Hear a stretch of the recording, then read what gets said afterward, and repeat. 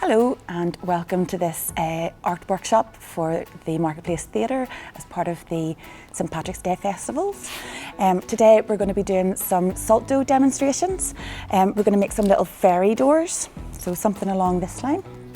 So, let's bring some of these over. So, over the course of the little demo, I'm going to show you how to make an array of little things that you can use to add detail and decoration to your little fairy door, or if you're not into fairies, you can do something a little bit more suitable for the boys, like these sort of goblin houses. So to start off with, we're going to need a bowl, and with that bowl you're going to need a cup of flour, a cup of salt and half a cup of water. So straight into the bowl, flour, just normal table salt that you can get in any shop, and a bit of water. And just mix that all together. You might find that it's a little bit wet. If it's a little bit wet, you can add a little bit of extra flour or salt just to thicken it up a little bit.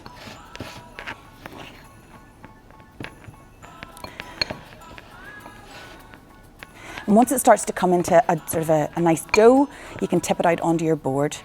I'm just going to add a little bit more water to mine. It's a little bit floury. I'm just going to mix that all up.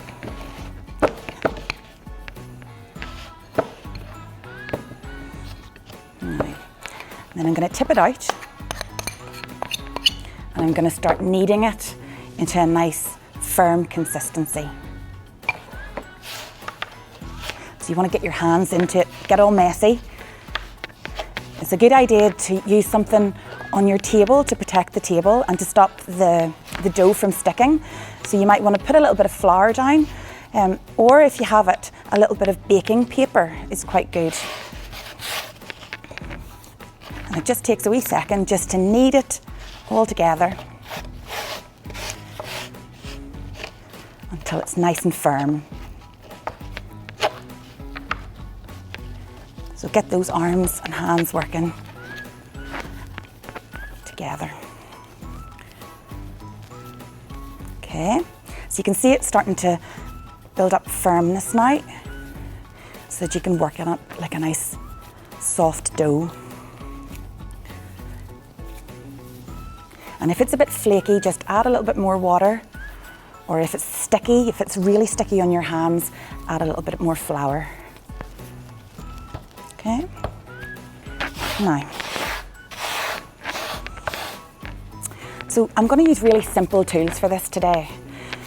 You want to make sure that you're using things that you've got at home. You don't need to go out and buy anything special. So you're going to use a simple rolling pin. You might want a knife, and it can be a craft knife or just a normal butter knife that you have at home. It doesn't have to be sharp. And then a paintbrush is a good addition as well, or a couple of pens and pencils that would have pointy ends that you can add decoration.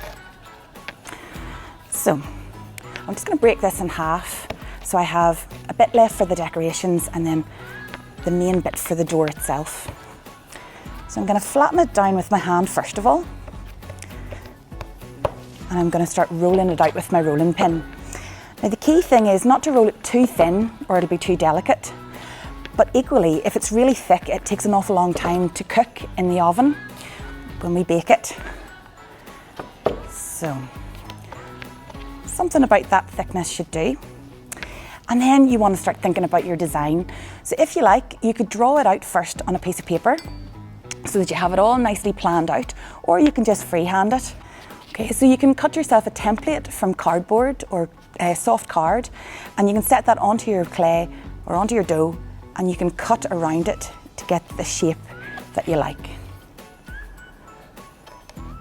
You could also use your pencil or your pen, and you could just gently use the nib of it to draw your decoration on first if you wanted to, just very gently, so that you know where you want to make your lines and your cuts with your knife. So once you've got the shape that you're after, you can start to add your decoration. And the key thing is to add lots of texture. So for my little door, the main door is going to be made of like a wood theme. So I'm going to just take the back of my knife, the blunt side of the knife, and I'm just going to draw on some straight lines so it looks like wooden panels. And I'm also going to do some just like loose lines, kind of like the grain of the wood.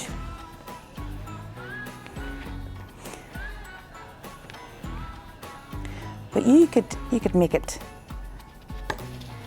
to look like it's painted if you want, so that it could be smooth, or it could be really rough if you want to make it look more like stone. It's totally up to you. Then I'm going to add a little framework around the door just to make the door stand out a little bit. So what I'm going to do is I'm going to make like a sausage of clay or of dough. So I'm going to roll it like that. I'm going to make a couple of those. So give it a wee roll.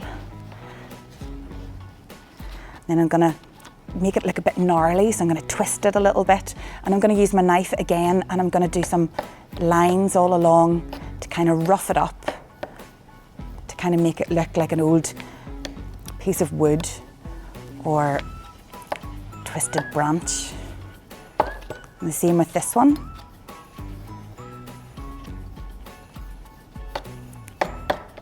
And then give it a wee twist to make it look kind of gnarly. And then I'm gonna take my paintbrush. I'm gonna have a little bit of water beside me here. I'm just gonna dip it in and I'm gonna wet around the side. And that just helps the other bit of dough to stick. And I'm gonna give that a wee squish down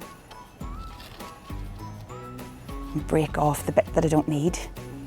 And the same with the other side. Bit of water. And then set that on. Give it a wee squish. So this one's going to look quite gnarly and old and worn. Okay. So next I'm going to make a little door handle. So I'm going to take a little bobble of clay and I'm going to roll it. And if it feels a bit dry, you can paint it a little bit with some water. Give it another roll so that it's nice and smooth and easy to work with. Again, I'm going to stick it on with a wee bit of water. I'm going to pop that on like that. I'm going to put a couple of little door hinges on as well. I'm just going to make 2 little bobbles of clay that I'm going to roll into like little carrot shapes. And with those carrots, I'm going to thin them out a little bit and I'm going to attach them at either side like this.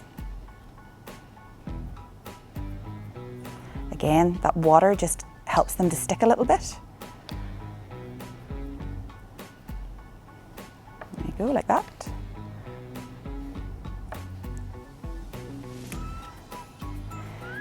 And then I'm going to use the end of a paintbrush. I'm just going to add a couple of other little details in there. So I'm going to give like a little keyhole on that wee doorknob.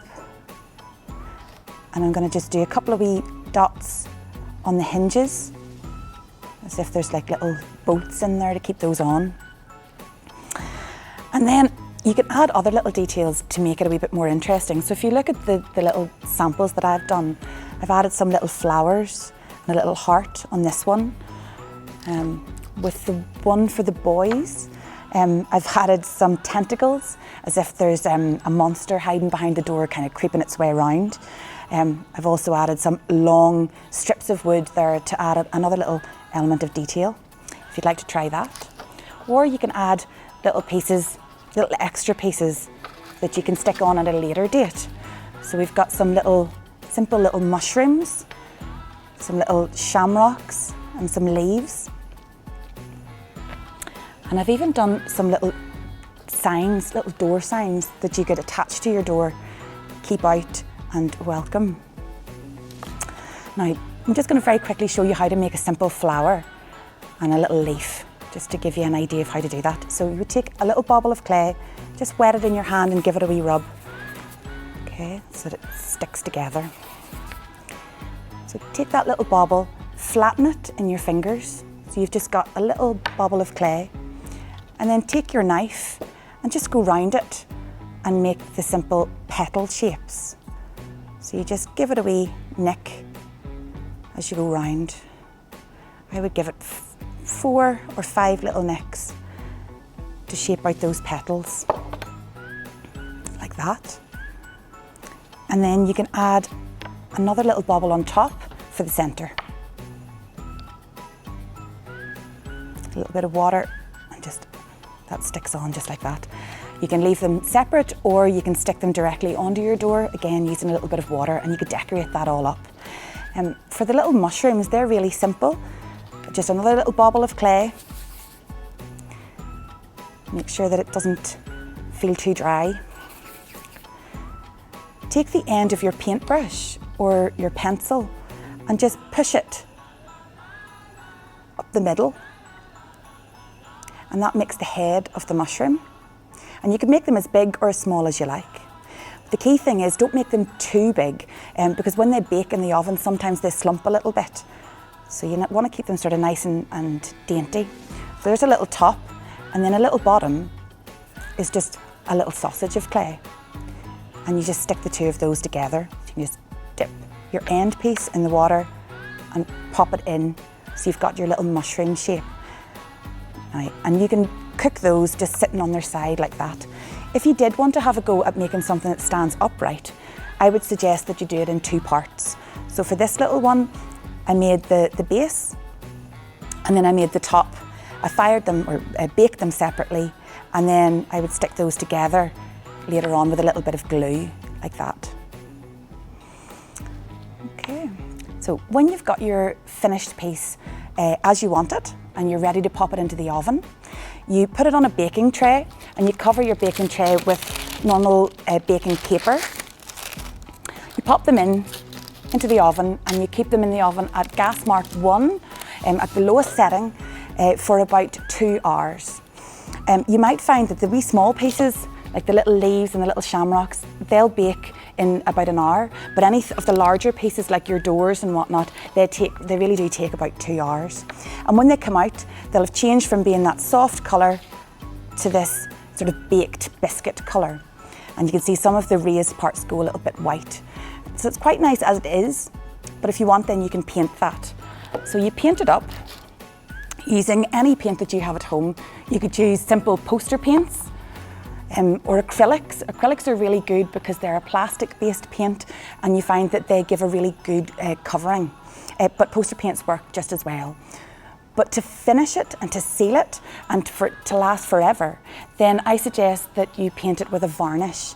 Anything that you have at home would work. I tend to use an interior varnish or a yacht varnish. It makes it nice and hard. And you must make sure that you paint the front and the back. If you leave anywhere unpainted, the moisture gets into the biscuit, and eventually over time that biscuit would soften.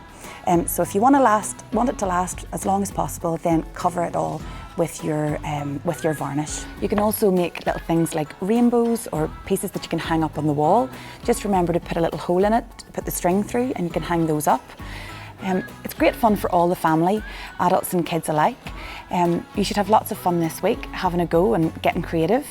But please remember that they do have quite a high salt content, so please be careful if you have pets. If the animals get a hold of them, it can make them a little bit sick. So just avoid having them near the floor or anywhere where they can get a hold of them. So thank you very much, and enjoy getting creative this week.